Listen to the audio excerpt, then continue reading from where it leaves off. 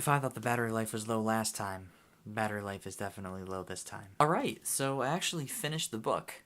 A book a week. I'm doing it. Weekly wrap-up, thoughts on the book, and a leadership image to go along with it. It's really interesting.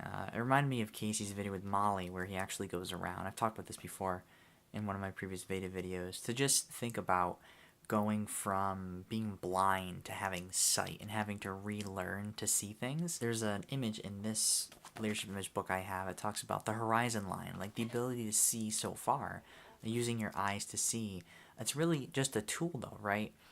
Everything that we see isn't exactly as it is, but it's sort of a tool to help us take in everything use of all of our senses, to make an understanding of the process of what happens, because everything's a process and change for us happens so slowly, so we have to like give it time to be able to see all of it. The talk of Van Gogh and perspective and seeing things three-dimensionally, and as well seeing how complex that is with our brains, but also the complexity of people, staying with the idea that humans are complex, you know, embrace the complexity, embrace the nuance. I was thinking about all that with the main relationship in this book, and just how it like ebbs and flows, and there's a lot of factors that go into that.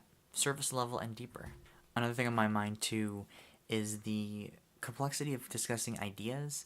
And you know, people talk about events, people talk about people talk about sunrises, and then you start to get deeper, you start to talk about ideas and perspective, and that can bring to surface a lot of discussion about values. And sometimes we say words, and the words mean something to us, but to the person receiving it on the volleying end of the discussion, it means something completely different, and that can bring along assumptions and perspectives and values. And words are powerful in that way. Is like the old saying, you know, if you get hurt by sticks and stones, sure, that'll heal. But if you're bombarded with a bunch of words over a long period of time that sets you in a specific habit or perspective, sometimes it feels like it's almost impossible to turn that around. You know, words are powerful, and that definitely reminded me in this book about discussions and how the emotion behind words can really set people in specific mindsets over long periods of time. Words. A letter and a letter on a string, but powerful. It's a book about seeing, but it's also a book about listening really well, seeing the surface, but also seeing deeply beneath the surface, seeing the things that aren't exactly as they appear. A story about how we relate to each other and the world around us, and how love is one thing you don't need to see to believe. It's good. I enjoyed it.